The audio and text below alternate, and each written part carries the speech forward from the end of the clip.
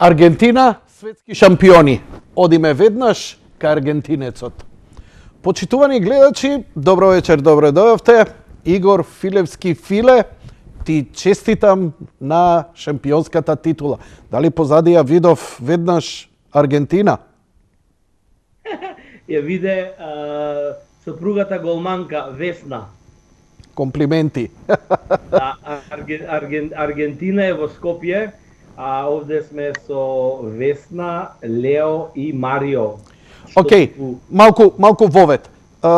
Игор Филевски Филе е мој драг пријател со кого одамна не сум комуницирал, човекот кој меѓу првите дојде, ми пружи рака и ми даде силна поддршка кога ги правев преносите од светските првенства, учествуваше во многу од нив и неколку пати во неговите списанија имав интервјуа, па и насловна страна. Тоа нема да го заборавам и огромно благодарам за твојата несебична поддршка.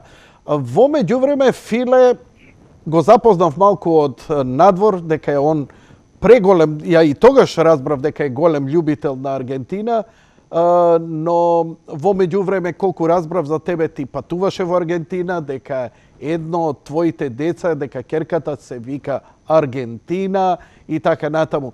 И нормално, нема поголем аргентинец од Македонија од Филе и нема поголем македонец во Аргентина од Филе.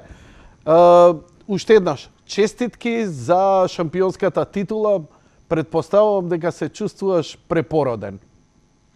Па да, у суштина, ти кажам искрено, 78 бев многу мал кога ја освои титулата и тоа ми беше уствари стартот. Со татка ми гледаме дома, баш тоа денеска го правев муавет и он навијаше исто за Аргентина, ама тој беше направен против Перу.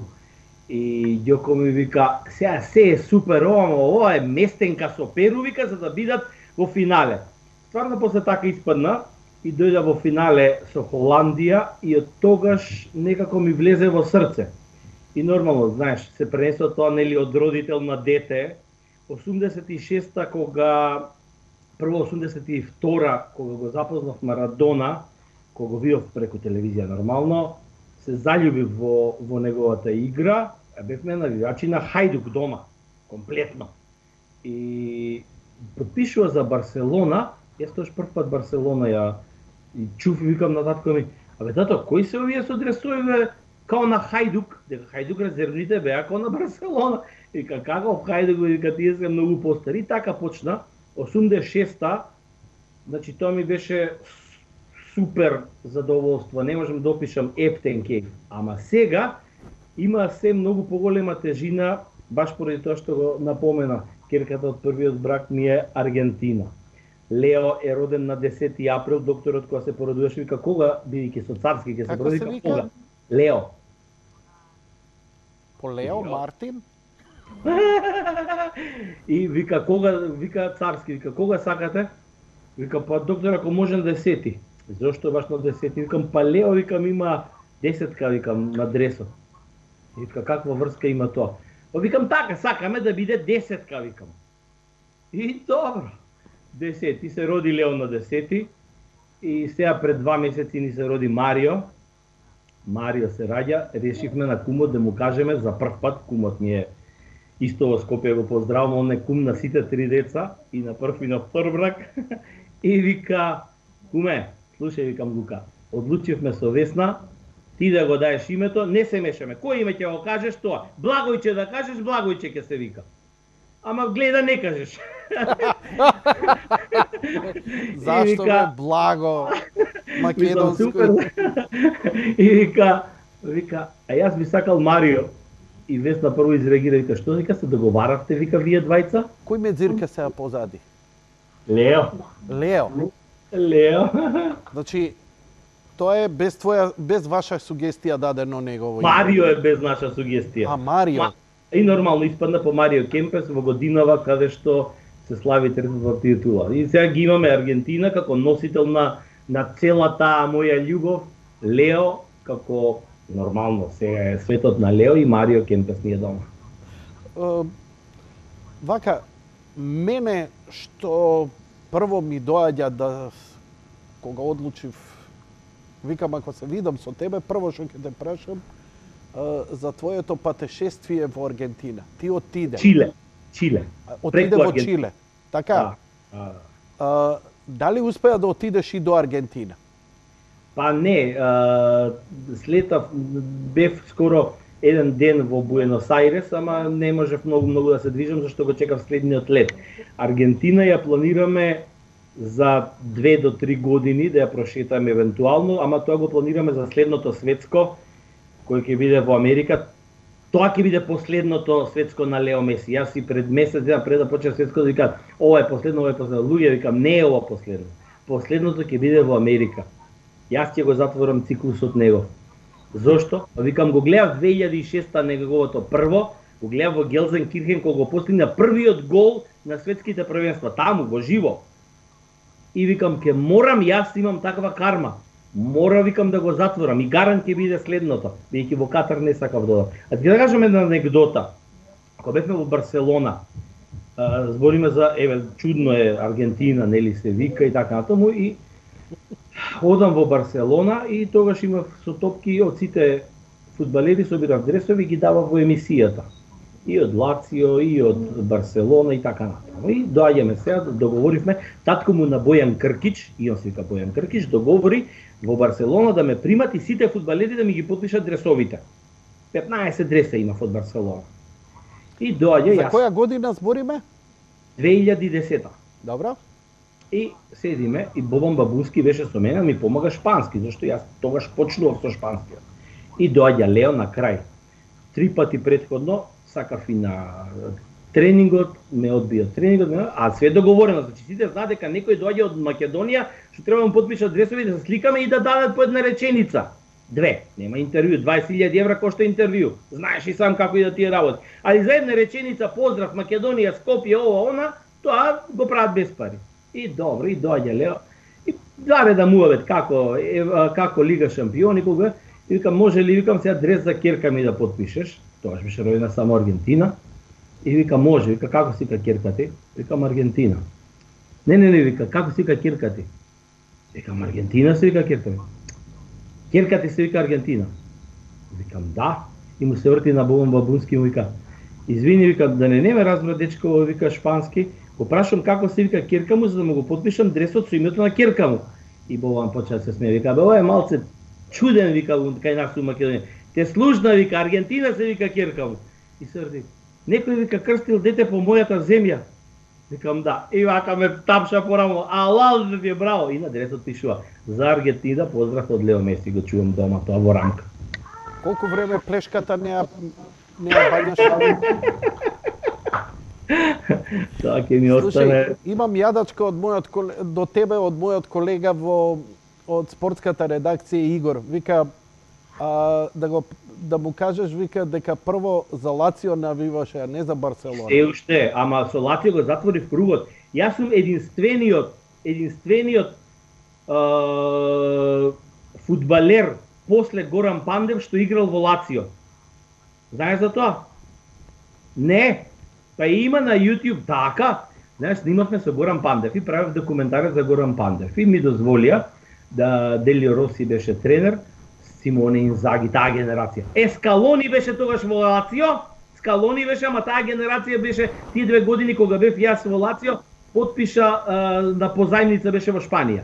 И јас одам во Лацио да снимам документарец, ама документарецот беше тренирам јас со фудбалерите на Лацио и ми беше дозволено еден тренинг, еден ден, све се облеков со дрес на Лацио, со нив тренирав, ме има на видеото, на YouTube може да го најдеш. И Коларов беше таму, Зарате, где доаѓа Коларов, вика, кој е овој дебелиот што го подпишавме? Горан му вика, 200.000 евра, вика, од Македонија донесов другарче.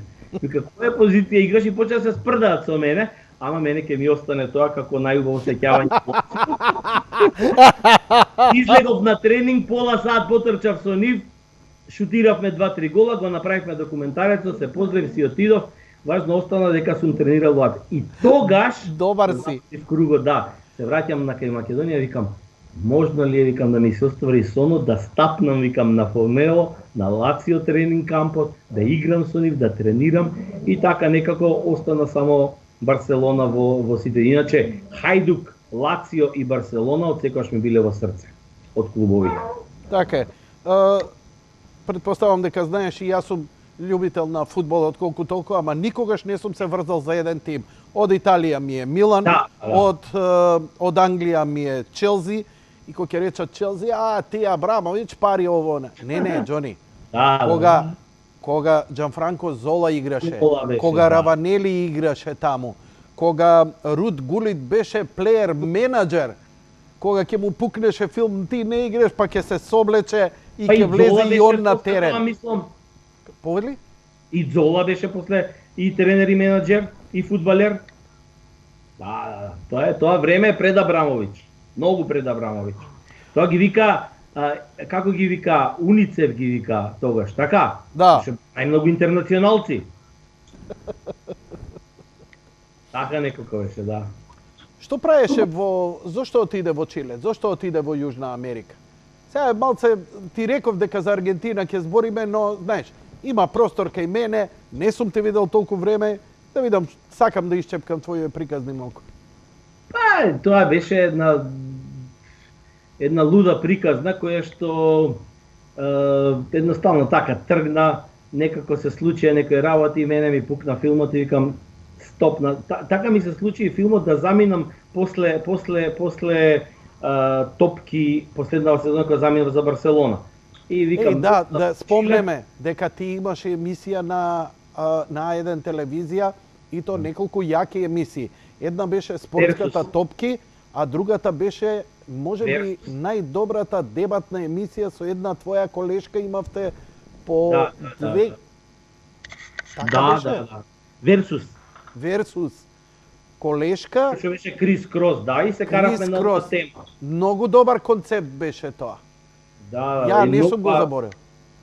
Па тоа беше, не знам, благодарение на браќата Радковиќ, едниот замина, Бог да го прости, другиот уште функционира таму, го смислија тој проект, го надоградивме, го направивме баш да биде онака најгледната. Емисијата имаше тема, например абортус тема, и сега има едниот е за, другиот е против. Тема, дури имаше тема од типот на дали да се забрани турбофолкот. Јас бев да, со закон те фатат ли со 20 цедиња турбофолку затвор да идеш.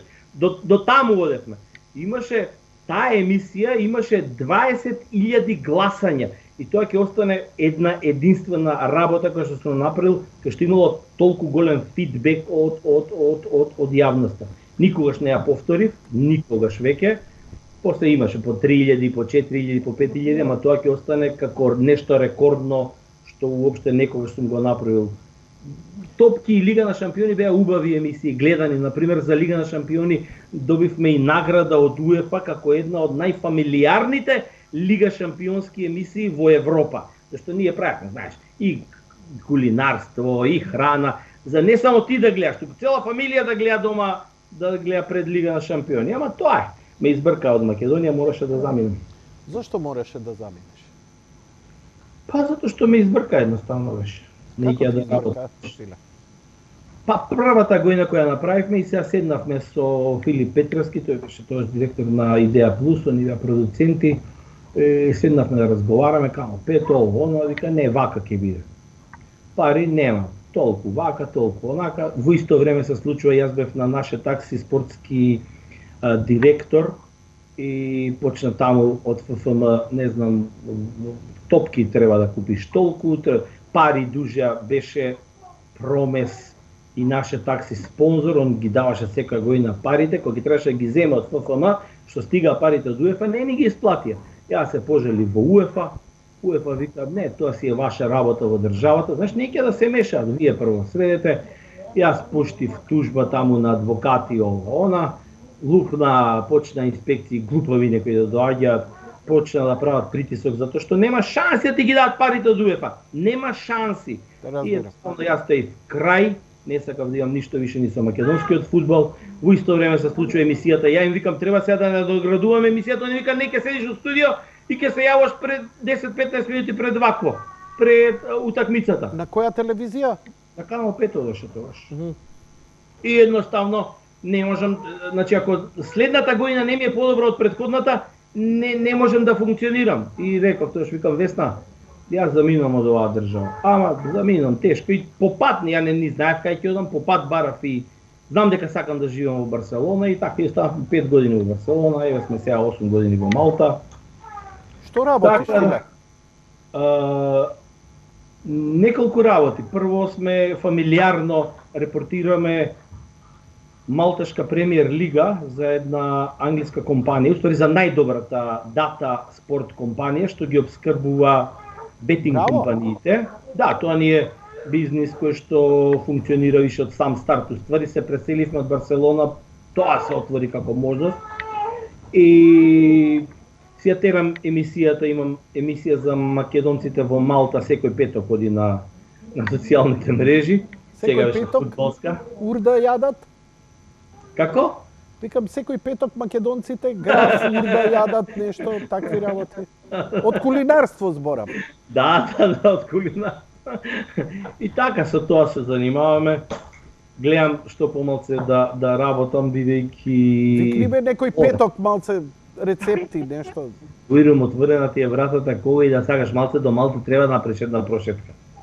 Слабо, ја пуштив корени. Си го фатив проклетството затоа што пред да влезам у новинарство ја имав преку 200 лета со авион у животот. И сега више не ти се лета? Па сега ме приземјија, никако да се одлепам. Фамилијата.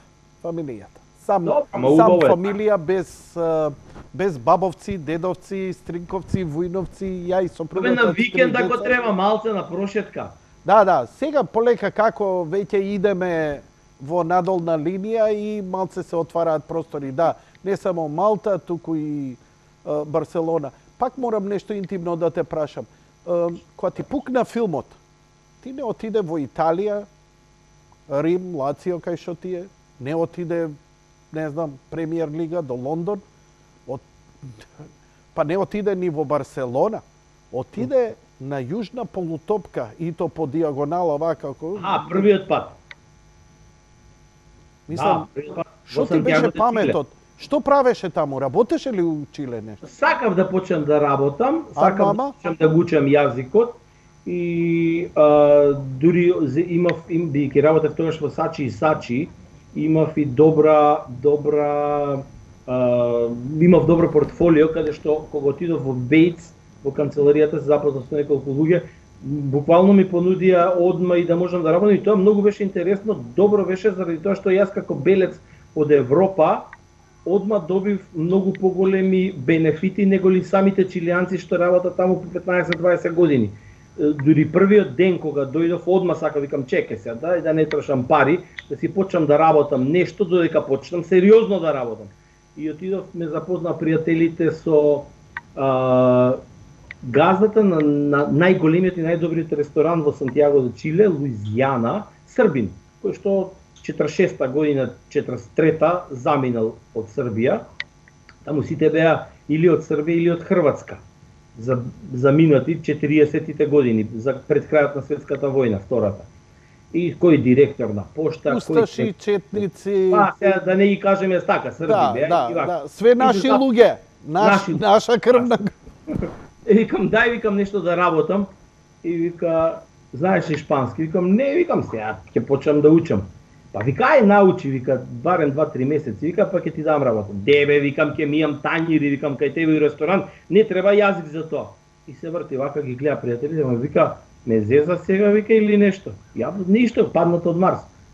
Викам, не, што? И они почна се смеат, викам, ме зезате вие, викам, тањири ќе ми имам. Нема да ми кажеш дека за тањири ми ќе ти треба јазик.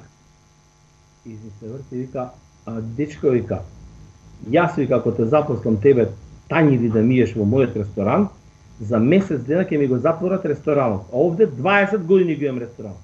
Викам, зашто да не? Белец од Европа да мие тањири во мојот ресторан, општо во Чиле.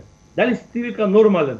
Ја не Филе, знаеш дека оваа твоја приказна ја имам 3-4 пати кажано во емисија, што покажува факт дека пред едно 10 години ја и ти сме заборавиле, а сме комуницирали и ти ми го раскажа. Комуницираме, последен пат се видовме, седевме пиевме кафе некаде спроти Беко беше и баш ти правевме едно 2-3 сата муве, си заборил. И Јас сум заборавил. Да. Ја имам една црна дупка таму пред инфарктот.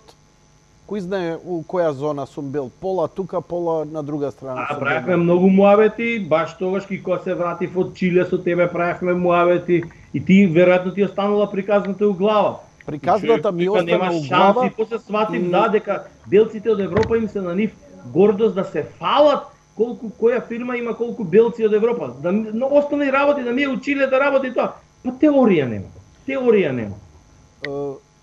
Фасцинантна е таа психологија. Дали е така низ цела Јужна Америка дека европјаните, белец од Европа е исклучително ценет човек? Да, и зошто? Па Чиле е посебно затоа што, на пример, доаѓа од Бразил и од Аргентина и од Парагвај и Уругвај доаѓаат на печалба во Чиле. Чиле, знаеш како му беше? Чиле му доаѓа као Словенија времето на СФРЈ за Југославија. Сакаш да кажеш дека е едно од најразвиени, најдобро може да се заработи во Чиле? Да. Тоа не сум го знаел. Апсолутно. Мислев дека Аргентина е таква, дека после кризата онда се крена. Аргентина во моментот е во голема, страшна криза, голема инфлација, можда и едно од најголемите. И ова што сега се случува Славието, тоа кажува го покажува духот аргентински кој што нема заборавена инфлација и све. И ова им беше последната сламка за спас за да може малце да се кренат духовно, што се паднати многу. Неверојатно.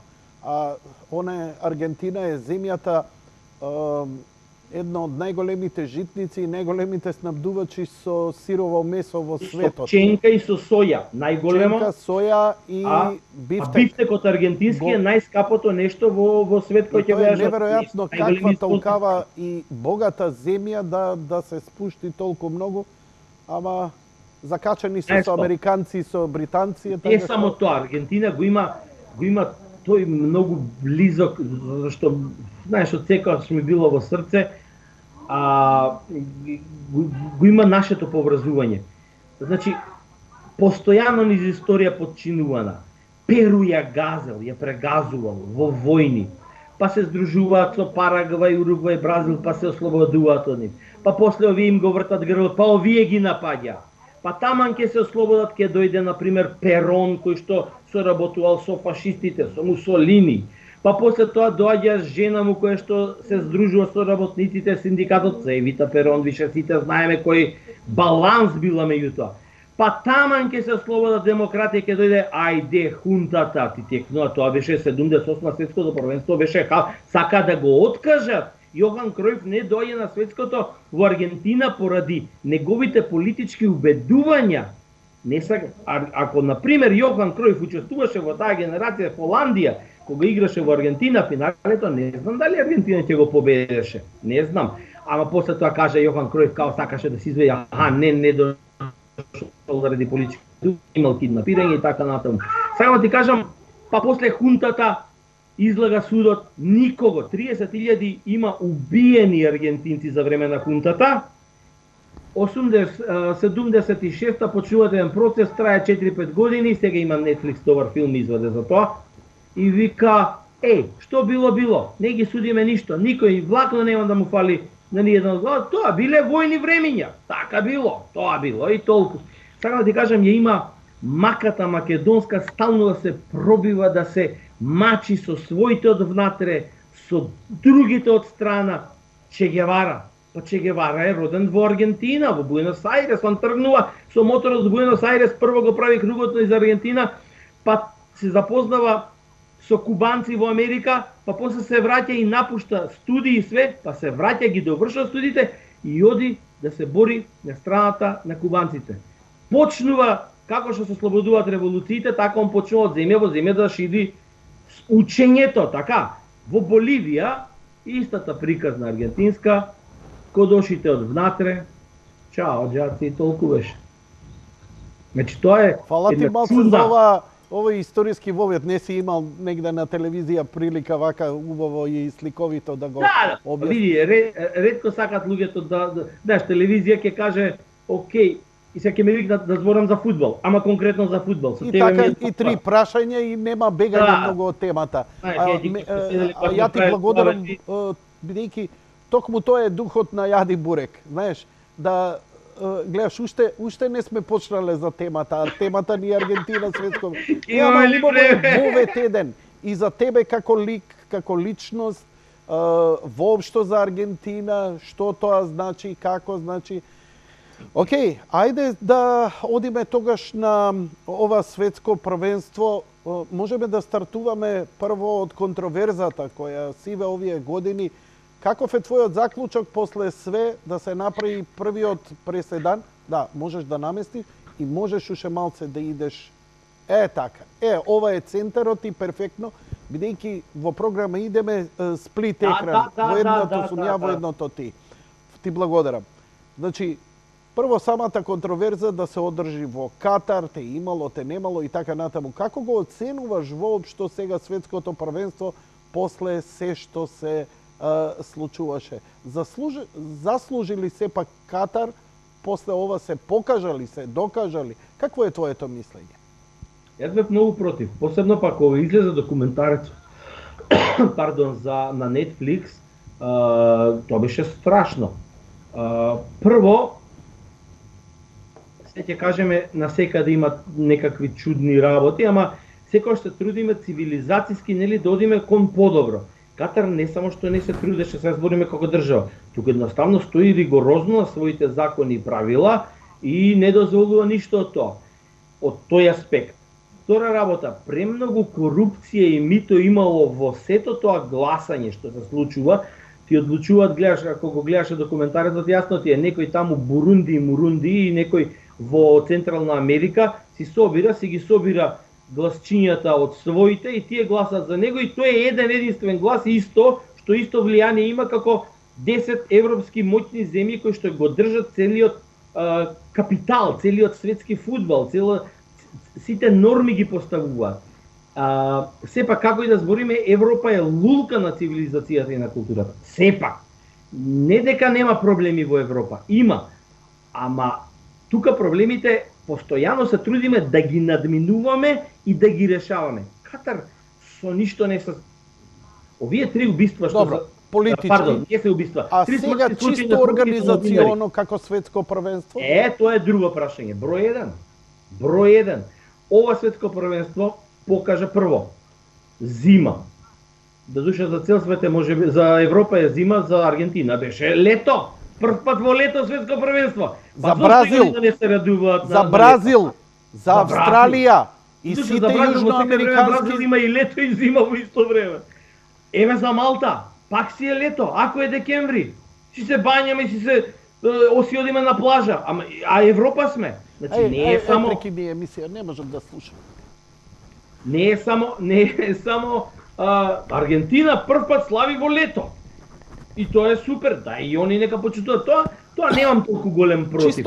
Чисто значи сметаш дека не е голем проблем што светско првенство во декември. И ја мислам дека е многу подобро затоа што летно време сме раштракани по одмори ваму таму и така натаму. Овде сме дома, празници, слави, сите сме пред телевизорот, главната шема. Мене ми се допадна многу. Најгледано, значи излегува бројките, најгледани телевизиски преноси били од светското првенство во историја на светските првенства. Во историја се излегува. И второ, најпосетени стадиони. Затоа може да размишljаме да видиме дали е така, зашто првите утакмици они ги пријавуваат дека се фул стадионите, а гледавме дека не се. Ама нема врска. Најгледано медиумски. Втора работа. Рачунај дека цел западен свет беше дома, студено е, не си надвор, не си по паркови, не си на море, не си на плажа, седиш дома. Што има на телевизија, Netflix, има светско, пушти светско. Нормално дека вакви добри цифри имаше. А до голема гледаност, маркетинг агенциите шибаат реклами и сето тоа се крена. И покрај сите контроверзи, ја очекувам светско првенство во Австралија, Нов Зеланд, не знам, зборам на памет. Повторно во Јужна Африка, во Аргентина, во Бразил. Зошто Па да еве не? сега Џани Инфантино вика после САД, Мексико и Канада може вика во Северна Кореја, не е проблем. Ако они вика го одстварат тоа што ние го бараме, зошто да не биде вика во Северна Кореја? Мислам, окей. Многу битна работа што ми се допаѓаше на ова светско првенство најмногу. Тоа што фудбалерите дојдоа во нивната најјака форма. Значи, кога ќе биде светско во лето, они се испуцаваат лиги, па Лига шампиони, па Лига Европа и вака преку глава име фудбал. И уште месец дена. Да, и веќе се преморени, и пак повреди. Припреми месец дена. Па после почиња светско. Па затоа има изненадување, затоа ги имаш звездите, кикснуваат на светско. Репрезентации топ кикснуваат на светско. Зашто? Преку глава име од светско. Преку глава име од фудбал, али мора да го истера. А сега, тие што се најподготвени, зашто пази, биоритмот на телото, ти не можеш да го менјаш, тоа не е на копче. Неговото тело така функционира. Декември е стационирано да може да го исфрли најдоброто од себе, таков му е сетингот на телото, и некаде мај веќе почнува да се намалува, да се олабаиш, таа моќ се олабавува крај, и ти сега му кажеш стоп, телото, метаболизмот сам така му функционира и доаѓа во најсилната форма.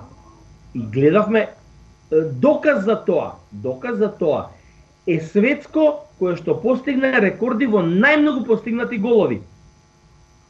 Што му има подобро тоа за гледач? Па ние сите сакаме голови да има. Трета работа, светско, извини, уште еден факт. Светско каде што првите полувремења на надпреварите, најмногу први полувремења во историјата на светско првенство завршуваат 0-0. Тоа што значи изедначени. Значи моćни репрезентации.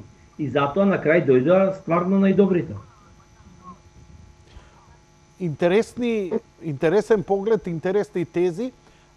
Чисто организационо, иначе да знаеш, наши луѓе имавме. DJ Мале, DJ Боле беа таму, светскиот стејдж го држеа како дисџокеи, како саунцет. Кој точно? Повели? Слушнав за тоа нешто дека имало доста наши луѓе таму што работеле. Доста наши луѓе. Бојан Перевски беше таму околу они подолго таму. Исто имав интервју пред светското првенство со него за оние ласерски видеоефекти по згради, по стадиони и така натаму. Визуелно вака која ќе видев беше навистина многу окей. Не видов киксеви, многу добро, предпоставам дека користеле организациони компании од Европа и од светот, сигурно, сами не се потребе. 222 милиарди долари. Да, со 22 милиарди долари, ја и ти знаеш ќе го направиме. Па, предходното во Русија чинеше 15 милиарди. 15. Најскапото. Фасцинантно ми беше стадионите што ќе останат, бидејќи нели имаше и монтажни, тој 397, како се викаше, 645. 947. Така. Бидејќи да толку делови ќе биде расклопен и така натаму, но оние што ќе останат имаше следев поплаки од публиката, ладно било. Значи, они изградиле цели системи за ладење, кои шибале ладен воздух на кај публиката и на кај теренот, за ако биде претопло да биде онака во некоја поднослива атмосфера и подносливо, така што беше многу интересно да ги гледам во долги ракавчиња во среде док. Имаше неколку репрезентации се побунија бидејќи настинале. После првото коло имаше настинати. Да, и вика ги прашуваат, ја ги гледав пресно, вика што се случи? Па не може, вика, јас да сум настинат. Ама 15 души од моја репрезентација сме настинати, вика. Не може, вика, не сме навикнати на толку ладно, вика, и плюс те шиба воздух ладен доле на терен, и сето тоа се прави некој, што знам, мислам, они испотени, не се навикнати буквално на тоа, и имаше поплаки малце да намалот со ладночата. А знаеш кој ги играеше стадионите, кога сме веќе кај стадионите? Не. Седни понаваму, пак ми побегна од седни. Да, така. Јанко, ама јас знаеш што, се гледам, тука ми е пуштено овако, гледам Цел дека на пола екранот. Да, вака, значи, јас те делам, ние го делиме екран. Така да сеам. Вака кога седиш во идеална половина, пола екран си ти, пола сум ја. Одлично. Сплит екран, така CNN-овски. Да. У мене ли сумњаш бе? Па јас Skype сум го измислил. На тамам. Сега бегаш. Како ќе ги кажеш? Слушај. Кажи, кој ги градил стадионите? Како? Што сакаш да кажеш за стадионите? Албер Шпер. Ја? Десната рака на Адолф Хитлер. Зергут? Излага од затвор после Нирнбергскиот процес 67 или 69 година, не сум баш сигурен, дали беше 60 или 60, и ја формира компанијата Албер Шпер и синовите. Ајне Клајнен. Албер Шпер и синовите ја градат, добиваат пари тогаш и од американците сите, ги возобновуваат германските срушени работи во Втората светска војна, градат нови локации така натаму. Албер Шпер и синовите се трансформира подоцна во фирма Албер Шпер and Partners. И после Шпер and Partners останува. Шпер and Partners се главните носители на градичните проекти, посебно на птичието гнездо на Олимпијата во Пекинг. Вау, ова не сум го знал. Син му на Албер Шпер, кога го прашуваат во интервјуто, вика, вика, многу личи на проектот на таткот и за Берлин во Втората светска војна. Вика, да, неостварениот пат на татко ми по Липите, булеварот на Липите да биде направен вака. Тоа, вика, јас сега го реализирав на Олимпијата во Пекинг и многу сум горд, вика, на тоа.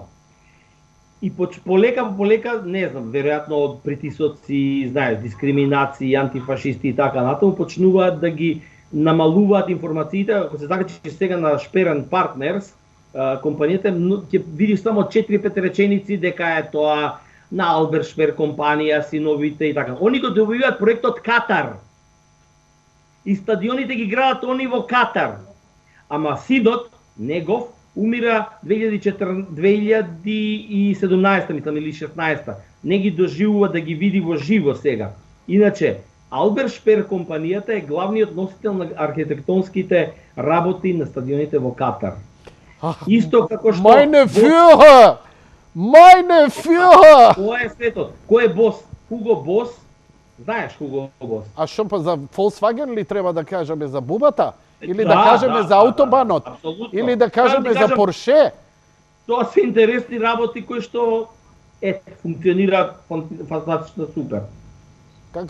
Да не се свртиме па на далечниот исток и Јапонија, кои беа компаниите и што и како, тоа опашки, тоа ние македонците, европјаните тука гледаме, види, прадедот ти бил бугарин и готово, ти си осуден. Не, ова ти го кажа само како пример дека совршена компанија. Они прв пат прават вакви стадиони, ова за прв пат во историја се такви стадиони комплетно. Но го добиваат зошто? Заради инженерингот, предпоставам дека они имаат... Ама они се едни од најголемата архитектонска компанија во светот и во моментов. Она е врвна архитектонска компанија. Тоа само тоа ти го кажам како не како нешто багаж, не, како кој ги работеше за стадионите. Не те зачеша да отидеш до таму? Прво некако до Катар, мислам, да ме разберат гледачите. Второ, премногу беше скапо. Беа пријатели, вика 55 евра пивце од 0,3. 55 евра. Хотелот беше од ноќ 300 евра. Во кабинчето на малото. 300 евра. Премногу. Имав едни другари кои што беа таму блиску, па се понудија, вика, дојдете со снимателот што ја правиме емисија, вика, дојдете ќе спиете кај нас. Као нема да платите за спиење. Ама некако ми беше, што знам. Океј. Ај малце сега за... Еден колега беше на 3 утакмици, значи гоцеда цело првенство, не цело првенство, извини, можда 15 дена, али беше на 3 утакмици, спиење, јадење, све, 18.000 фунти потроши. Мислев дека барем ќе отидеш на финалето за Аргентина. Сакав. сакав, ама некако зашто знам дека нема да му е последно на Меси и одиме фамилиарно сите одиме во Америка. У Америка кога ќе отидете фамилиарно нема се вратите, ама тоа е добро за вас.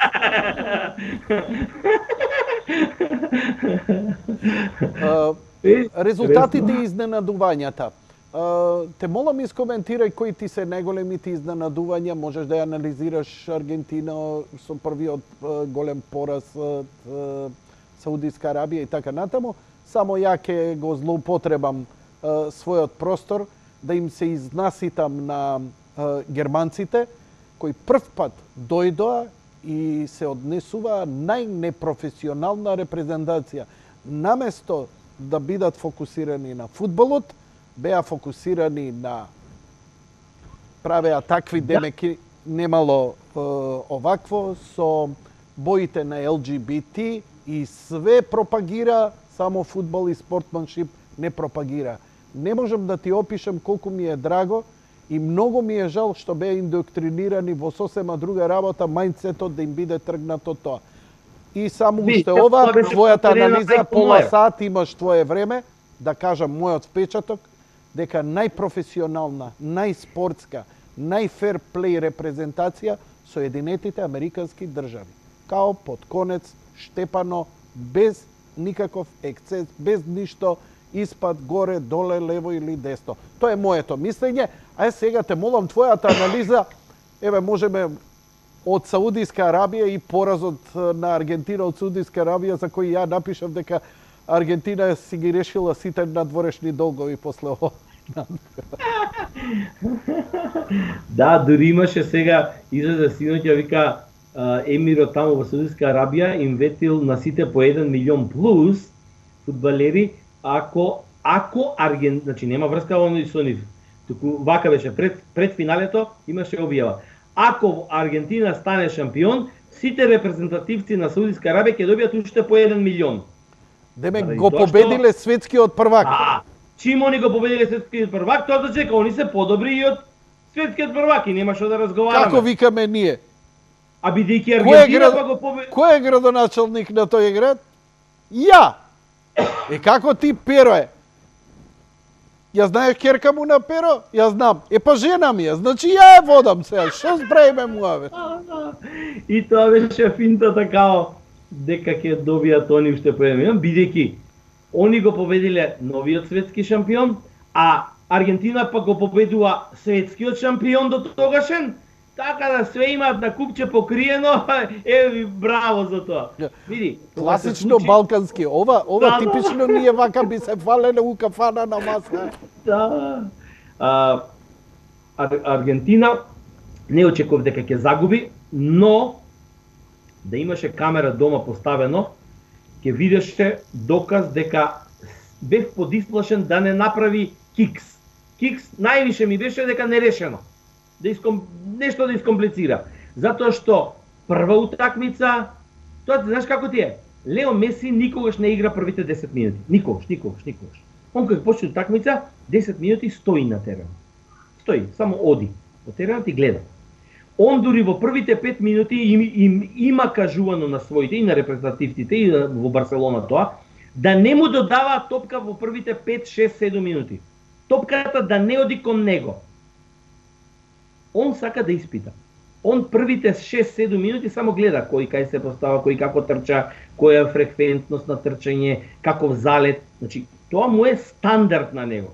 Ако гледаш некој натпревар следен на Лео Меси, следи го овој детал и баш ќе го видиш кога си го потврдиш. Жал ми е што не те праша, што не ти направи вакво интервју пред. Многу поинтересно ќе го следев. Да, ќе ги гледаше тие неколку детали со. И сега Аргентина истото тоа го прави прва утакмица. Чега малце да се стабилизираме ние, да се вкомпонираме. Знаеш, друг е стресот, тремата. Ја и ти сме 30 години по телевизија, ама не можеш да ми видиш секогаш првите 15 секунди на секој наш старт, на секоја нова епизода, имаме мала доза на чекај сега стоп, малце креваш рачна. Да, имаме.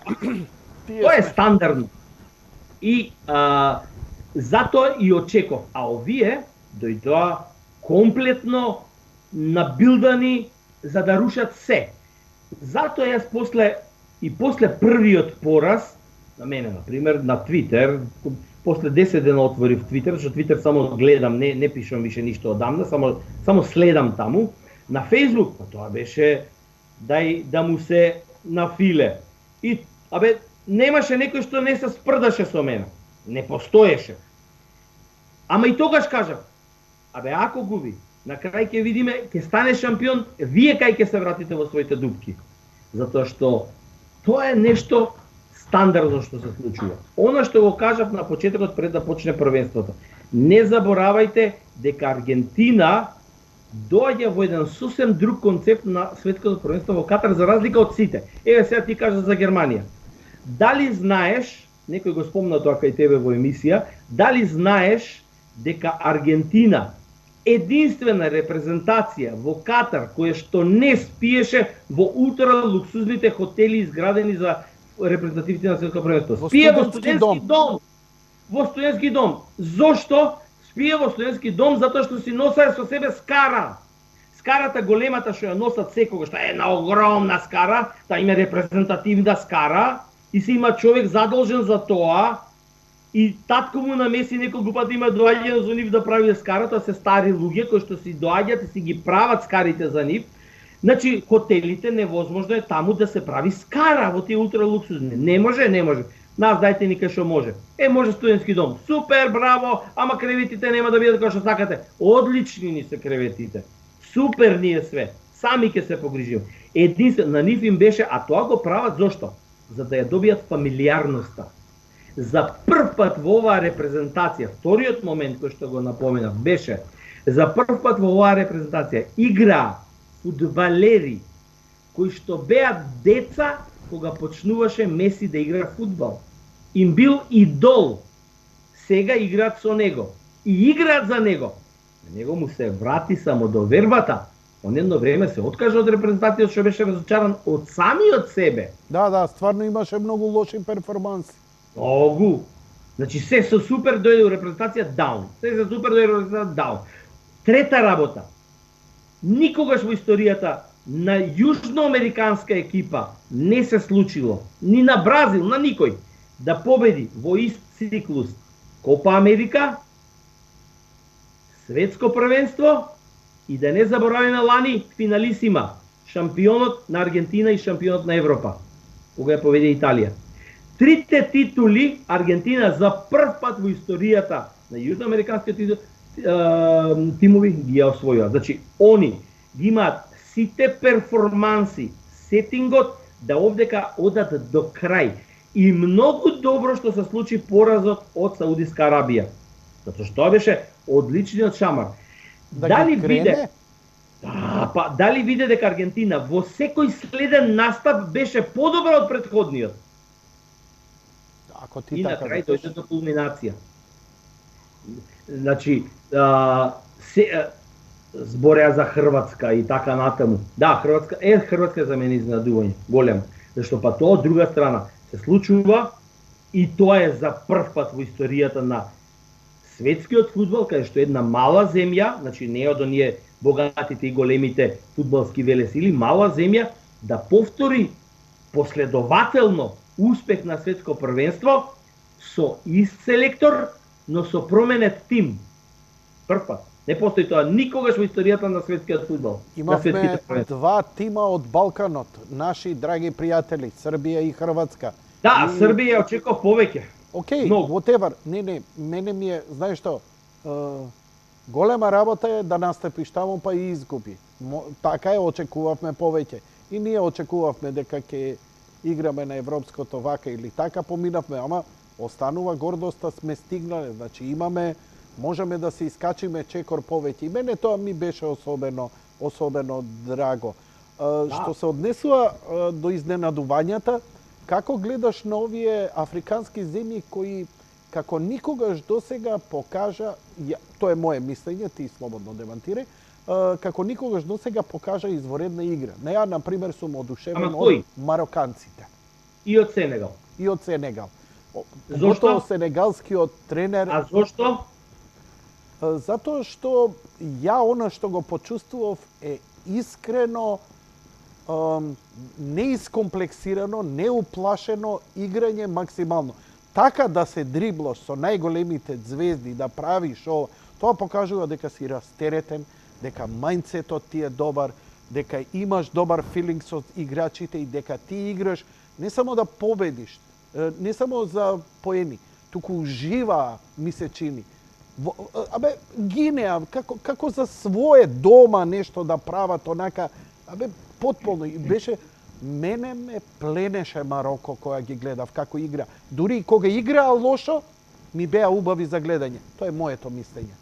Не, се сложам и така е, во право си. Ама, не го заборај моментот зошто не се изненадување. Не се изненадување зашто сите фудбалери и на Мароко и на Сенегал играат во 4 најсилни европски држави во нивните најсилни клубови. И тоа е факт, апсолутно. Они го имаат тој третман на своето тело, како што зборевме и за овие предходно. Работата што е? Во Аргентина, во Бразил, во Франција број 1, ако ставиш ти на хартија, Франција беше најсилната репрезентација по имиња. Најмногу поливалентни фудбалери имаш ти во репрезентацијата на Франција. Значи, врвни професионалци и најсилни индивидуалци. Сега. Ама пак Франција го имаше и најголемиот проблем. Недоразбирањата внатре и кавгите. Тоа ли беше со Франција проблемот? И тоа, па гледаш, вчера завршува свет, прво не можат да го донесат Бензема назад, значи Бензема се повреди на тренинг во Катар, значи за Катар, се повреди на тренинг пред светско, и фер ке беше кога кажа дека е спремен за да дојде, зашто човекот сакаше да дојде, можеше да игра и на полуфинале и на финале, и тоа го кажа и докторите му дадат зелено светло. Дешам излага на пресконференција, вика: супер, драго ми е што Бензема е спремен, ама тимот функционира овде вака добро и не ми поставувајте понатаму прашање за него. И Бензема не дојде. Се налути. Денеска, знаеш што објави Бензема? Завршува со кариерата во француска репрезентација. Нема никогаш веќе да заигра. Ама во заграда има додека не се смени овој тим, зашто ако се смени ќе веројатно ќе го вратат.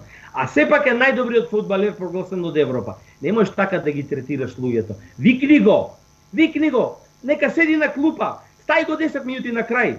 Не сепак оваа година е најдобриот. Покрај тоа дојдовме, ајде, премалку анализи направивме од овие некои работи, пак сме еве кај финалето.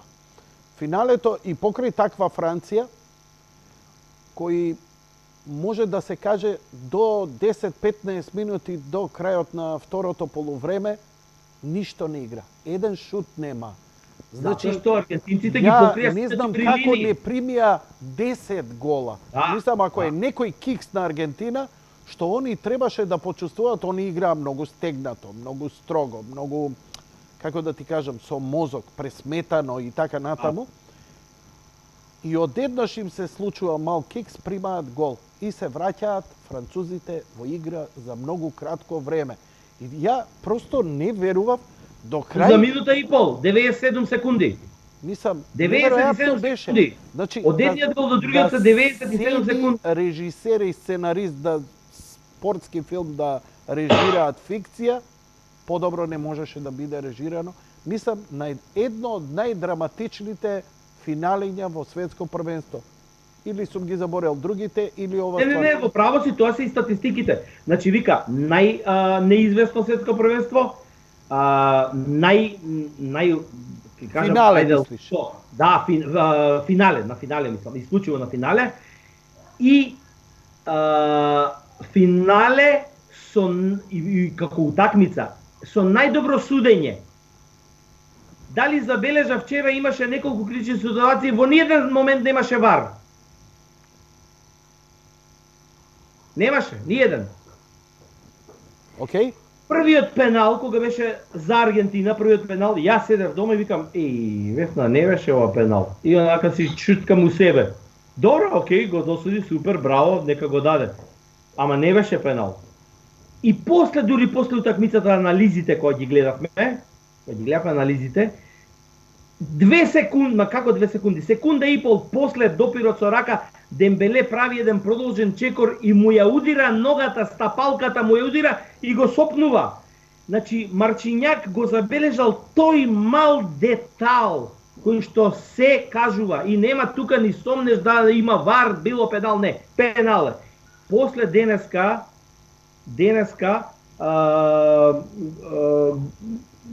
Горан, како се презиваше, забори судијата со Маријан Кировски што беа македонецот? Како? Киров? Не знам. Спировски. Да, Горан Спировски. Ми го кажа, Пилепчанецот, ми го кажа најважниот детал. Вика, дали бе Филе ти знаеш дека Марчињак што вчера судеше, тој е најдобриот светски вар судија. Па викам, ете го. Окото му фаќа, деталите му ги фати. Вчера немаше на финале ни една вар ситуација повикано, затоа што сите му беа стакло чисти. Стакло. Дури пеналот и жолтиот картон што е страшно.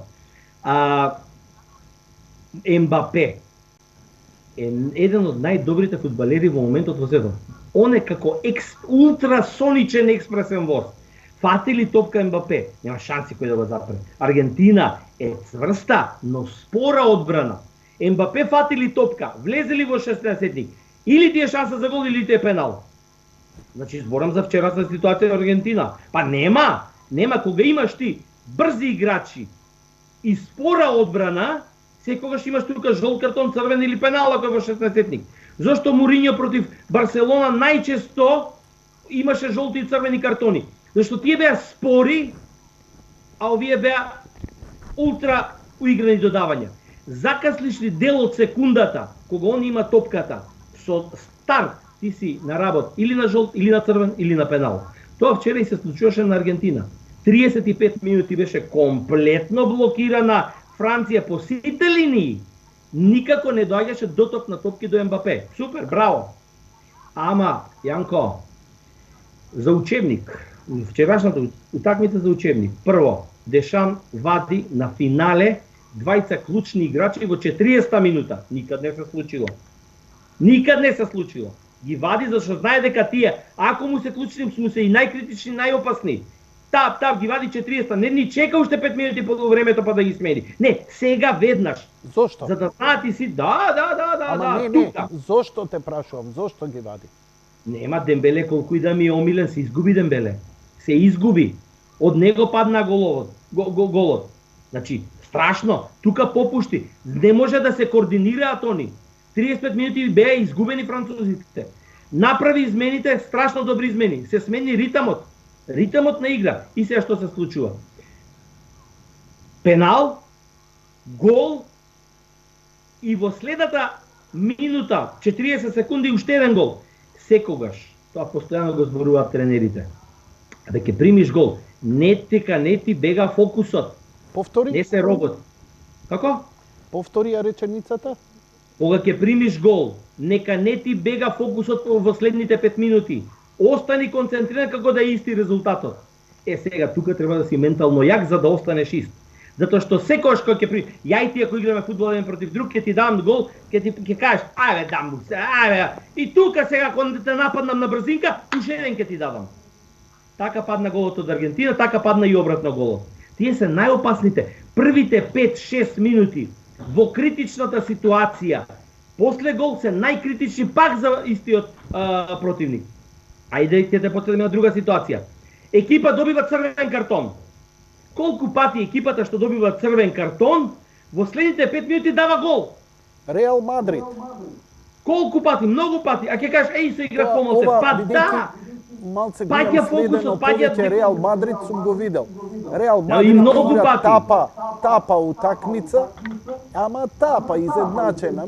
Ужасно не се гледа. Добива црвен картон, почнуваат голови да паѓаат. Затоа што така. Вика нема полоша услуга за противничкиот тим, вика црвен картон на голем тим да му дадеш. Кај фудбалери, да, те креват зашто тогаш те собира, и вика чекај, сега мора да бидеме фокусирани зашто сме помалце, мора да бидеме прецизни, не смееме пропуст, мора да го надополниме тој што ни фали и автоматски тебе мозокот ти станува побистар. А овој се опушта, супер, сега еден мање ќе ги растуриме. Но тоа се тие премалку зборевме за Меси, кој дефинитивно по мене ги надмина сите и Марадона, тоа е мое мислење, значи не мора да е така, по мене Да, и ги фактички надмина така е. сите и Марадона и Пеле и така натаму и така натаму. Марадона беше најдобриот фудбалер, најубав за гледање, најдобар дриблер. Ја не го сакав заради голот со рака. Тоа ми е има тоа така се создава антагонизам. Значи тоа е подло, тоа е и врз основа на едно такво курназење, лажно бидејќи не ми се допаѓа такви, неќам такви работи. Премногу си добар за да така направиш. Некој трече разреден, разбирам, ама толку голем таква работа, не. Меси од друга страна исто не ми е најомилениот играч, затоа што стилот му е не е толку како напаѓач, туку како среден, значи малце повеќе мозок. Обично шпици играчите не користат мозок. Они се треба у кратко време инстинкт. Кај Меси гледам она што го сакам кај играчи од Аргентина, а тоа е онај среден ред. Тие што играат со мозок. Има и британците неколку како Пол Инс, такви. Значи, мозокот им работи, алгоритми пресметуваат. Она што ме фасцинираше, надвор од играта кој како си го сака Меси, што Меси има 35-6 години, така? 36? 36 од титулата, 36 од регањето на Меси. 36 години. Значи, Меси на 36 години исто го играше и првото, и второто полувреме, и продолжетоците. Ја мислев дека Меси ќе им падне, зборам, го одигра цело. Не излезе он. Целата минутажа играше на целото светско. И човек во такви години веќе ќе почне да ги остава децава да гинат.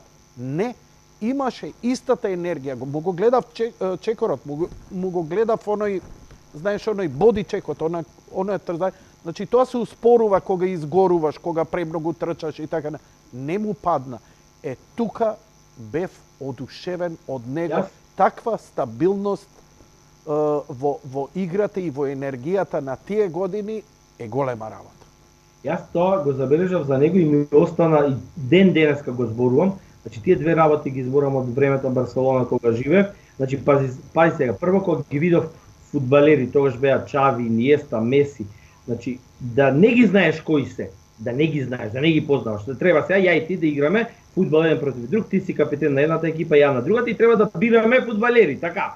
Од моја кој, од твоја кој и да бидат овие тројца меѓу тие што треба да ги бираме. Веруј ми, Јанко, никогаш нема да го одбереш ни Меси, ни Чави, ни Иниеста. Скакулци, мали, клинцуди. Скакулци ќе одбереш некој како Хорст Хрубеш, ти текнува. Некој Рампалија ќе кажеш, овој човече ќе ми бутне, ќе направи дуел. Значи прво и основно. И сега ќе се вратам на ситуацијата како мала дигресија на ово што го кажа од Барселона од времето со Меси. Значи истата ситуација што ти ја кажа преска. Бојан Кркич договара се лично, он со него влегува со бекална и вика еден мој пријател ќе дојде од Македонија, те молам дресовите специјално доаѓа за тебе и од другите се им кажува и за Бојан, на оној сите да подпишат дрес. И излага Бојан, викам договорено. Они тренира на миние стадионот до Камп Ноу. И викам договорено. Викам значи сега, а јас седам со дресовите и го чекам, тренингот почиња. Викам сега кога ќе дојде одма. Да, одма. И тоа ми го кажа Бојан. Одма вика. Завршува тренингот и ја доаѓам насмеан вака, раскедан со дресовите, договорено. Здраво Леа, не ни доврши средица. Трни сега. На Мќорски. И што ме на овој име? Се вртам на Бобан, нели рече Бојан дека е договорено, викам, нели знае? Не знам, ај ќе одиме, вика, во пред соблекувалник. Одиме, Бојан му кажам, викам, вака и вака ме откачи, вика, знае он таков да биде. И не објаснува ништо. Ајде, отидовме пред. И еве го. Има десно холот како што е, од гачите излегува, па соблекувалните, па туш кабините, што им се, па нивните соблекувални се пред и излагат надвор кај што чекаат гости. И го гледам по скалите и доаѓа и ја пак. Здраво Лео, Бојанка, тргни се, вика. Вака ми се развика. Тргни се. Викам, Бојан, Ние го јадевме, викам, Бојан ништо не завршил работа. И Бојан му се врти, му Не се те јавува на разочарува твојот идол во тоа време дека е намчор, дека е срцето нељубезен? ми се скина. Како? Не, срцето ми се скина. Срцето. Бев разочаран, викам, човече, се договорено, ја ова, знаеш, многу, не можам да ти го пишам таа минута. И Бојан му се јавува на Бојан, вика, бе, договорено е све, не знам што е, тя по телефон разговара. Вика, се рече, нема гајле. Лео влегува да се тушира, веројатно, ние си чекаме. Значи, мора од тука да излезе, затоа што е договорено, таа е салата. Едно 15 минути чека. Не, не се откажувам. Бојан Кркич рече договорено. Меси излегува, облечен, истуширан, све средно. Кај си дечка од Македонија? Насмеан!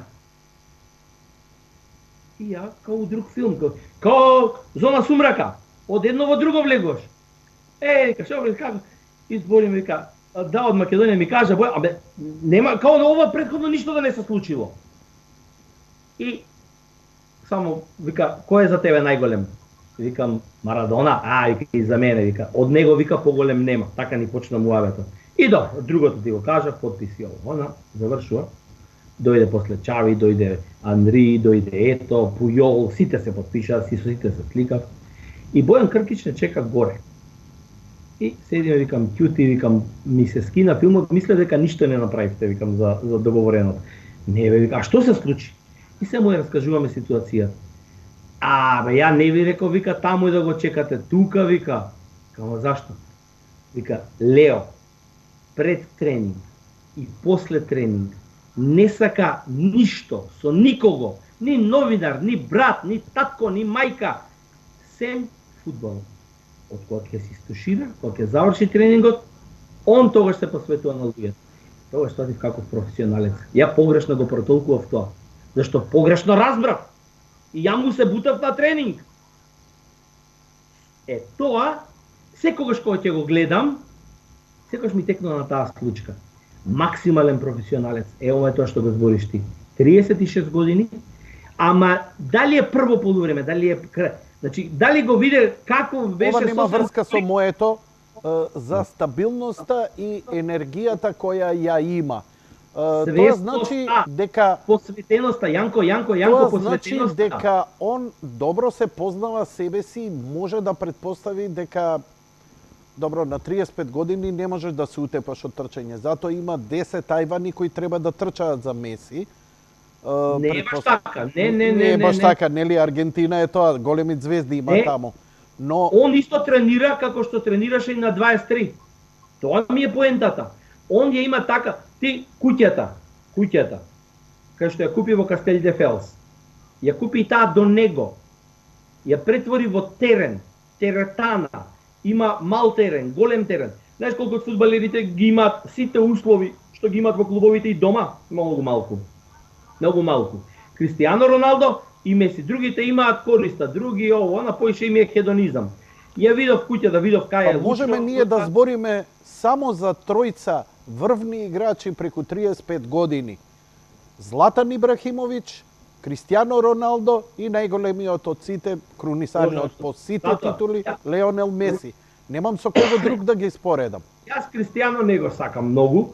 Кристијано не го сакам, нормално дека не го сакам, но го почитувам. И тој е, например, овој е од Бога даден со талентот. Остај го Кристијано, остани, кажи ми, збори ми за Меси, неговата игра. Дали, бидејќи продолжетоците беа клучни. Аргентина ја имаше титулата во раце и очигледно падна психички. Моралот им падна. Ама потона, ја тука во таков момент може да те крене само голема силна фигура. Мислев дека Меси малку повеќе ќе влијае на другите, но не видов, не можам да кажам дека направи нешто он за да им се врати, како да и он беше у некаков грч. Фалеше тука некоја татковска фигура. Добро, те молам твоја анализа. Ако го слушаше Отаменди предходно И тоа, на пример, јас го знам преку Давид Бабунски, зашто многу пати Давид Бабунски тренираше со него, додека беше во Барселона, а ние бевме ептен блиски комши, малтене скоро секој ден знаевме да седнеме и да ни раскажува што како. Благодарение на него имам влезено на тренинзи, кај што е забрането за јавност, нема шанси никој да влезе на нивните тренинзи. Меси, низ текот на целиот натпревар, разговара со фудбалерите. Он им дава наредби, тоа не го гледаш на телевизија. Добро. Тоа може да го Збори ми видиш за само тоа. ако си на Збори ми тренинг. детали за тоа, Само сакам ако да си на чујам. тренинг, ако си на тренинг со него, да го гледаш или некој фудбалер што игра со него да ти го каже. Цело време зборува.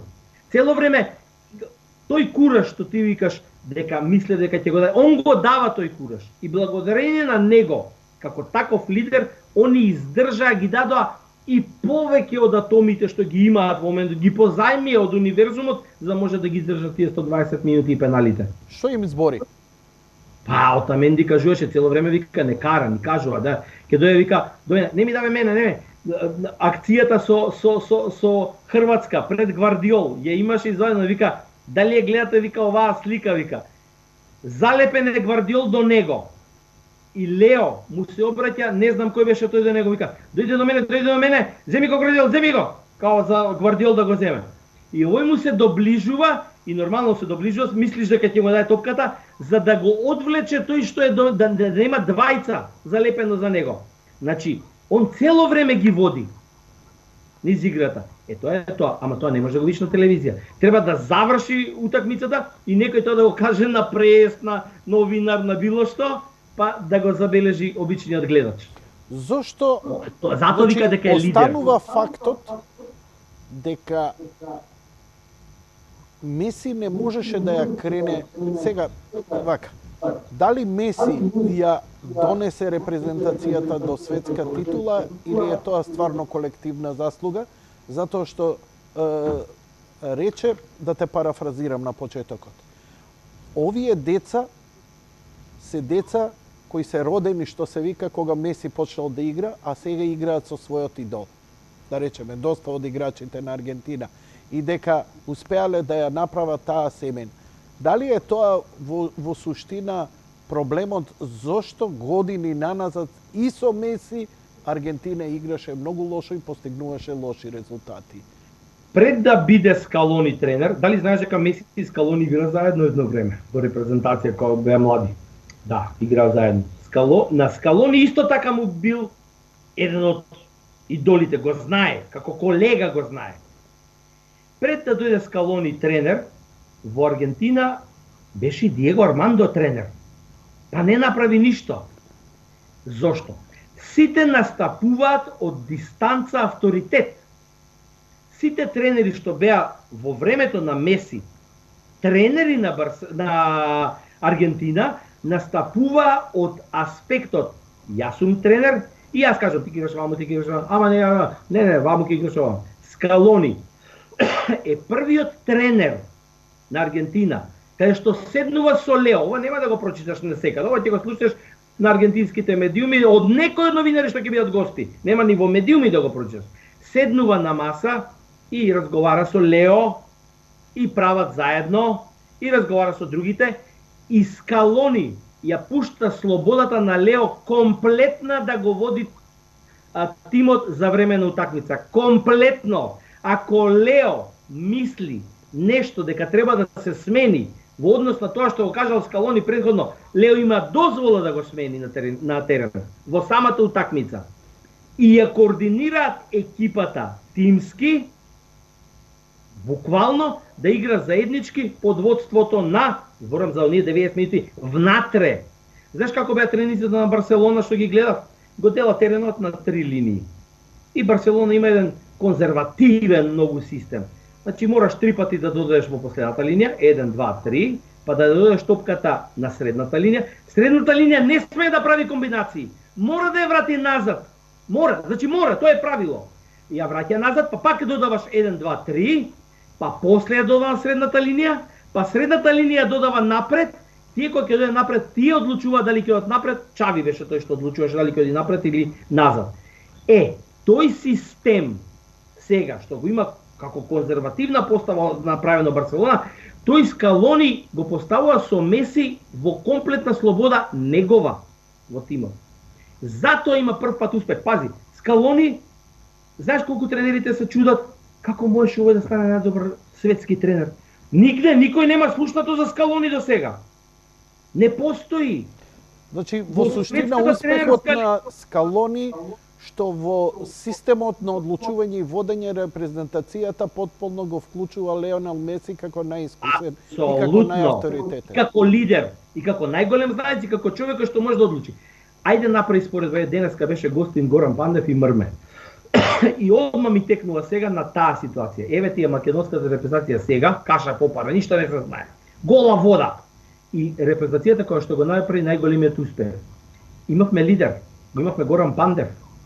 Сега нема лидер. Апсолутно. Слушај, да не идеме натаму. Да не идеме натаму. 15 години Милан беше у тиња, у септичка јама. Дојде еден Златан Ибрахимовиќ, ги извади вака за уши, ги извади од... Ое, Јанко. Значи, мораш да имаш лидер, ама не лидер само на хартија. Марадона го држеше Меси како лидер на хартија и настапува од својот авторитет. Не можеш така. Така, добро. Океј. Објасни ми ја целата драма, како ја доживеа продолженијата кога падна Аргентина, кога Франција доби полет, кога навистина Мбапе мислев дека ќе ги изеде живи и како го издржа, што беше и голот, едноставно клучниот гол на Леонел Меси. За пенали. Еден наш заеднички пријател, Манич Манда, може да ти отвори пораките од синоќа и да ти каже да види, таму беа собрани анти-аргентинисти во Манда и бевме на комуникација и вика, што направивте бе, готово се, Мбапе ве растури. Не, викам, ова е продолжи. Јас до последниот момент, Јанко, затоа ти кажам, само он може да потврди со пораките, до последниот момент воопшто не се сомневав дека Аргентина ќе победи дури и на пенали. Воопшто. Па тоа 120-та минута кога во ракометарска одбрана кој одбрани шутот на не знам кој беше французинот, тоа само им беше потврда дека 100% победуваме на пенали. Нема да има во игра. Значи не се сомневав. Но не очекував дека ќе го доживеам вака, каде што вчера, например, го изгубив гласот Савајле, а не вика воопшто, не пиев ништо ладно. Еднаш нема викна. Сеќаваш и јас по 3 утакмици како го губев на викање гол. А јас ништо не викнав, ништо. Едноставно, кога го пошутнаа последниот пенал, се загрцнав од плачење. Значи, не знам, ми дојде едноставно наплив и од сето тоа емотивно растројство што го доживеав, ги изгубив гласните жици. Интересна работа за емоциите. Еве уште една големина која ја јавно ќе му ја признаам на Леонел Меси, а не е мојот најомилен играч, но ќе признам дека тука е најголем.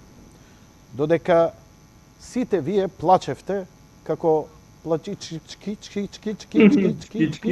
сите, цела репрезентација. Ди Марија плаче уште не завршена. Не, јас се зборам. Ти плачеш. Овој пушти го, он плаче.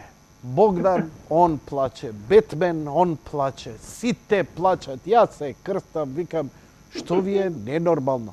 И го гледам цел терен, сите плачат. И пред време, и после време, и така натаму. Само еден не заплака. Не смени фаца. Се насмеа радосно и остана така. Леонел Меси. Што тоа значи? Дека вие нешто поише ја сакате Аргентина? Дека вие нешто поише? Не. Се работи прв пат, бидејќи ме заинтересира, стануваше, убаво го гледав, не коментирав, туку сам гледав. Се работи за емоционална стабилност. Значи, емоциите ги држи по така да не можат да му дојдат и да го натераат он да плаче пред камери. Може со жената ќе си плаче он или што ти ја знам, но не го видов у еден момент да се мрсулави, да се лигави, како мало дете, а го гледаш човек како суперхерој кој гинел, кој борел и сега на крај Кептен Америка и сега плаче Кептен Америка. Дај, немој, молим те. Бетмен се тепа со Супермен и после плаче. Не.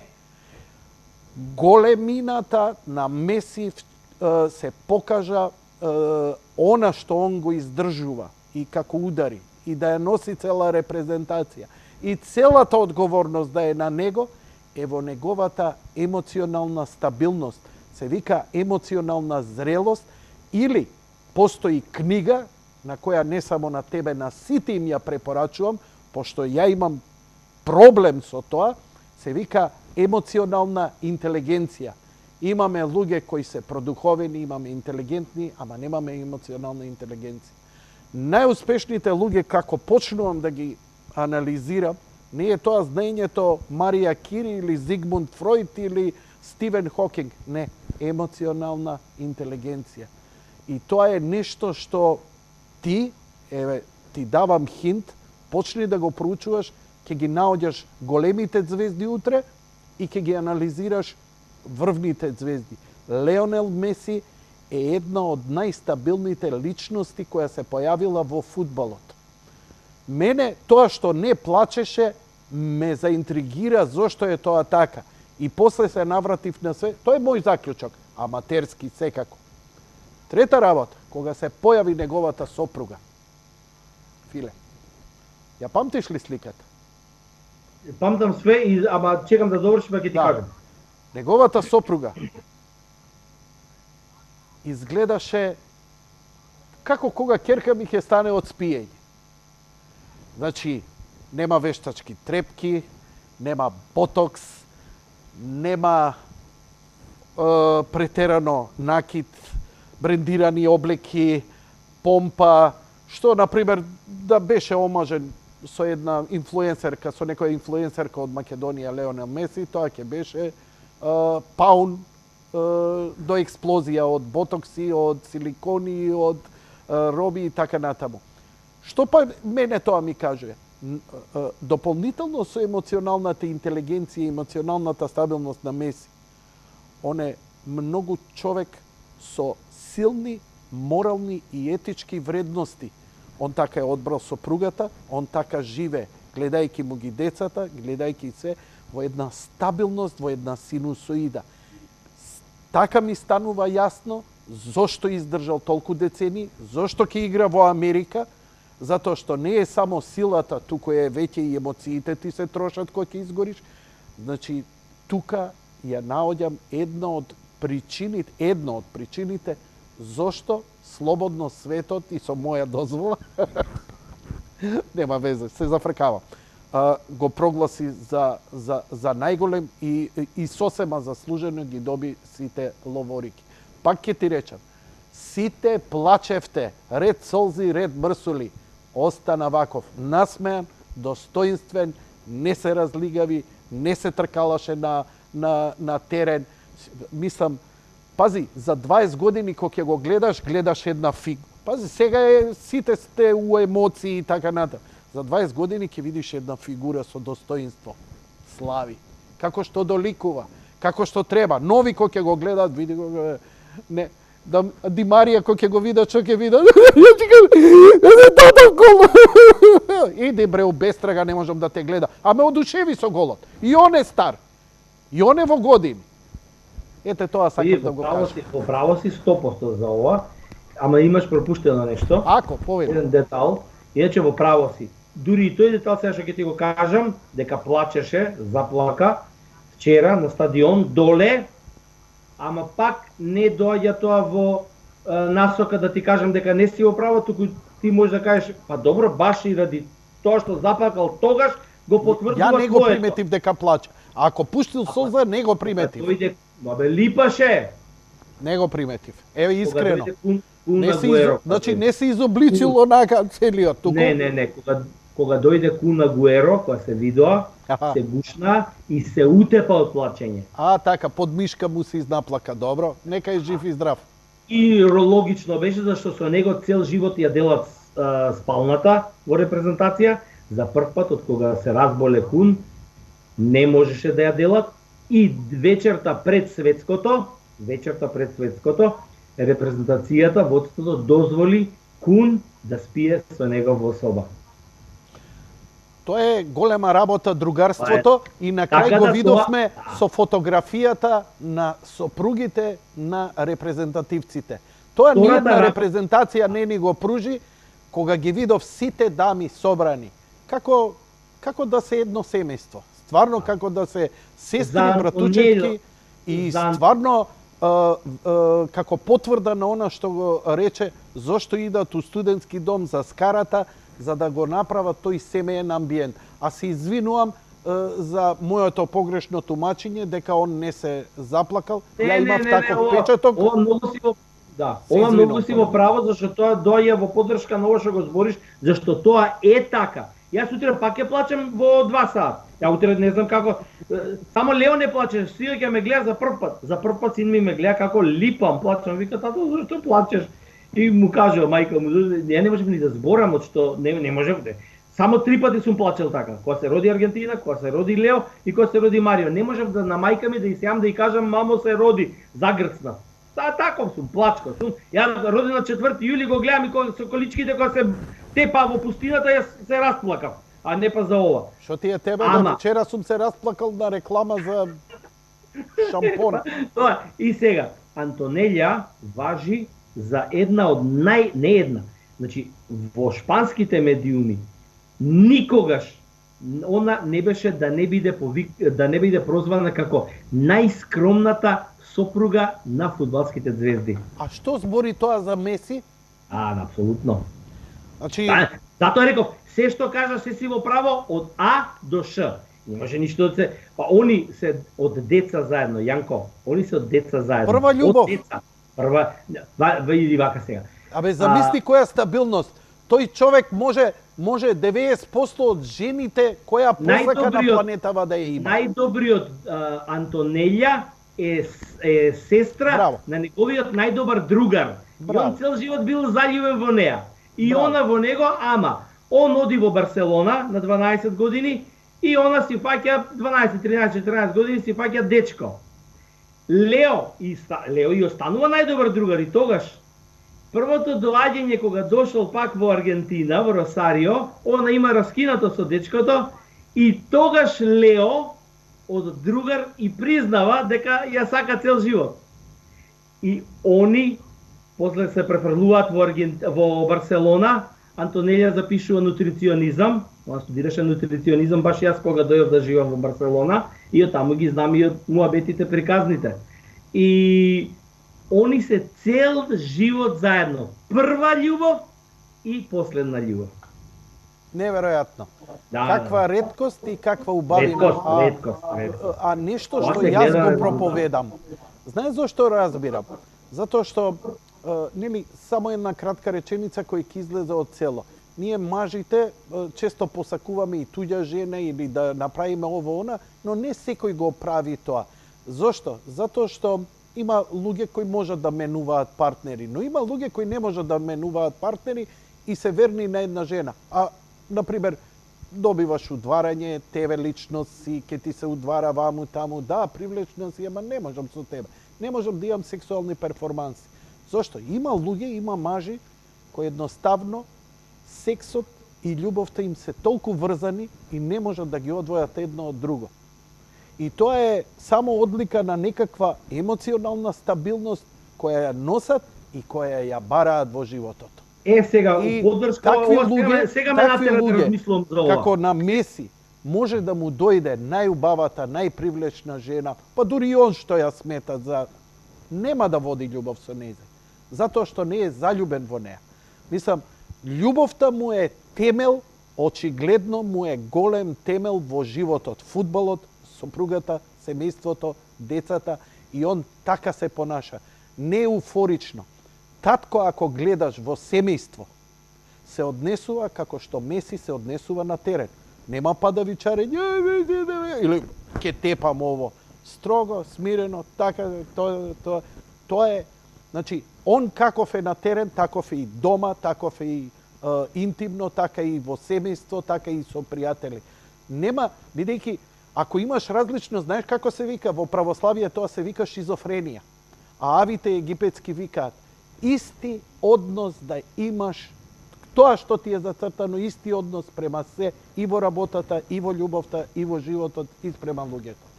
И Значи тука ја дека- наоѓам неговата големина малку повеќе од она нормално. На страна што е врвен талент, што оној гол од лева страна која ќе шутира со лева нога од некој си, што ја знам, 15 метри, и сите знаат кога ќе шутира и дека ќе шутира од таму. Абе, познато ми е, го гледам и знам дека ќе шутне. Сите, мислам, не може голманот да не знае Лео Меси од каде шутира. И шутира и пак го дава голот. Па тоа ми е веќе малце надприродно, како да телепатски нешто користи, има некоја надмоќ. Тоа е страшно. Тоа е техника врвна која ја има. Тоа е оној цимото, тие 5 чекори кои ќе истрча на 35 години, гледаш истото го правил и на 22 години. Стварно си голем. Ова сега што го кажеш ме натера да ме испровоцира да размислам во овие последни минута две додека збореше.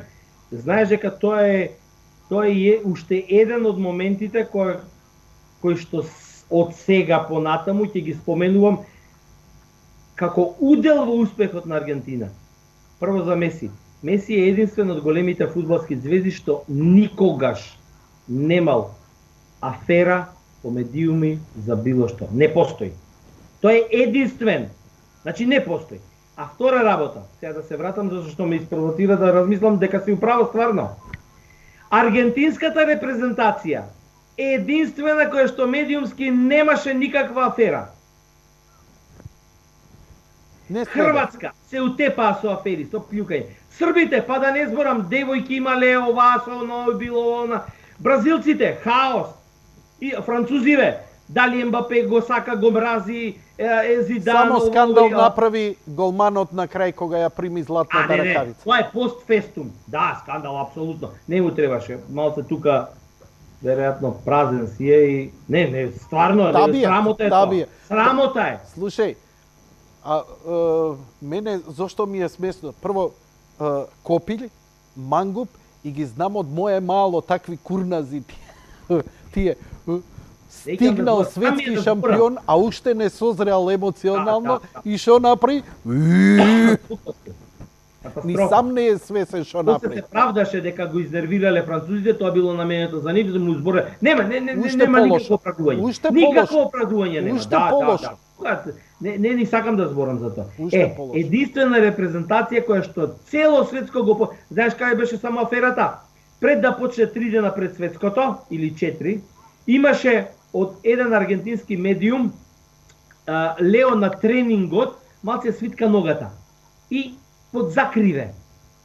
И излага од терен, и пресконференција после продолжува, дали Лео се повреди? Дај, излезе и Скалони и Лео. Вика, добро бе, дали сте вие нормални?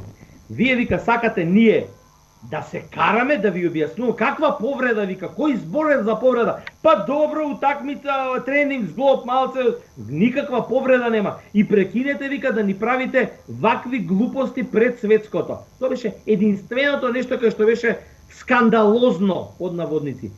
Единствена репрезентација од големиве на крај што стигна што, ама ниту една афера немаше. Тоа беше. Кажи ми, дали ја гледаш утакмицата уште еднаш? Над преварот. Пред да почне твојата емисија, трет пат. Трет пат. Вечерва ќе гледам уште еднаш, што гледам од 1 сат пак почнува. Што ти е пак заклучокот? Од она првото ти беше со емоции, сега гледаш и анализираш. Да. Сега ја гледам, прво сега знам што се случува се, нели? И ги фаќам деталите. Најмногу ме заинтригирува што се дешават во тие 97 секунди и како се однесуваат после почетокот на второто полувреме. Ме интересира да ги, зашто знаеш, камерите некогаш ги даваат само крупно фаците. Значи, многу ме интересираше фацата на Ембапе, излегува Ембапе и вака. Нервоза. Знаев дека прво полувреме ќе киксне Ембапе. Му ја гледам фацата на Лео. Лео весел, среќен, без никаква багаж, куфер. Овие стегнати, Ембапе излага со главата доле. Збориш после второ полувреме? После прво полувреме, почеток на второ. И пред прво и после второ. Значи тие детали многу кажуваат, бидејќи ти сега си го анализирал овој дел, јас видиш не го анализирав така, ама многу интересно затоа што тука лежи уште еден дел од одговорот кој што го кажавме. И сето тоа сакам да имам целата слика, знаеш, на овие години сакаш буквално тоа ти е од кејф, не дека нешто ќе си реметам во главата, од кејф. Браво. Многу сакам да ги анализирам моментите општо, јас ќе седам на плажа, некојаш сам седам, по 2-3 сати. Ме интересира, ќе ги загледам еден пар, друг пар. Сакам да си ја доловам приказата во однос на тоа како ќе му купи кафе на партнерот, како ќе му донесе, што ќе му каже. Може јазикот за Аргентина. Сакам да видам и си ја сложувам приказната. Аналитички ќе работи.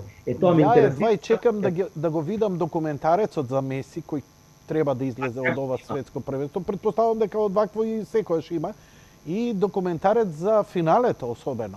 Да, го снима. Сега баш малце ја им се извинувам на фановите на Меси и на Аргентина заради моите изнесени ставови кои се комплетно субјективни, аматерски, нестручни и преполни со грешки, но се мои. Нема да се кријам заради тоа. Сигурно дека сум погрешен. И ве молам никој да не биде навреден затоа што нема таква интенција. Напротив, ја уште еднаш ви велам. Јас сум фасциниран од Аргентина и од Меси, лик кој не ми е најомилен фудбалер и репрезентација која сигурно не ми е у првите 5. Кој ти е најомилен, ме интересира? Како фудбалер општо, генерално, комплетен лик, фудбалер, карактер. Евар во историја или актуелен? Сега. Сега во историја ми е, да речеме, двајца се, ти ги спомнав. Златан Ибрахимовиќ и Кристијано Роналдо. Иако Кристијано падна у Манчестер страшно, ама има работи што некојаш ако некој ме праша, ќе ги образложам зошто ми се допаѓа и што почитувам тоа кај него. Иначе за мене најголемите се еден, например, председателот на Либерија, Жорж Веа. Интересно, го заборавам. Жорж Веа. Тој е единствен напаѓач кој давал голови, а играл истовремено атакер, дефенсер. Значи, он не остануваше никогаш напред. Се враќаше во 16-етник одбранбен играч. И он, кога отиде од Парис Сен-Жермен во Милан, дојде како одбранбен напаѓач. Добро, нема врска. Сакам да ти кажам, небитно, да не ги, значи, ја ти благодарам за вечерашнава анализа, која беше многу субјективна, уште поубава, затоа и јади бурек. Уште еднаш ти честитам. Само да ти кажам уште нешто. Како не? Имам една минута. Не многу битна работа, што се случува. Ова е се во поддршка на ова што го збориш. Утре до вечерва пристигнува. 7 сати им доцнеше летато Доха за Рим. Во Рим полнат гориво нешто оно и после тоа продолжуваат за едно градче мало, таму бидејќи е блиску кампот, на Афа, ги имаат приватен аеродром, за да не им пречат многу, ќе преспијат вечер, стигаат околу полноќ, таму ќе преспијат и утре со автобус тргнуваат за Буенос Ајрес. Пази сега. Утре ќе ги пречекаат сигурно околу 3-4 милиони во Буенос Ајрес. Сигурно. Целта што е? На обелискот, на главниот плоштад, Пласа де Мајо, или како што викаат аргентинците, Пласа де Мажо, ќе бидат сите и треба, како што било секогаш, Каза Росада, тоа си слушнал за Каза Росада, тоа е председателската палата, кај што таму живее председател, таму работи председателот, кога ќе почине некој председател, се прави таму на почеста на ковчегот што му ја прават и единствен кој што покрај председатели бил таму направено тоа почесно е Марадона и 86-та се качува на Марадона на балконот го крева пехарот од Каза Росада, тоа е председателската. Аргентина е во страшна инфлација и криза во моментот. Меси цело време потенцира во секој интервју дека ова е титула за народот, дека игра за народот, Аргентина треба да го доживее ова.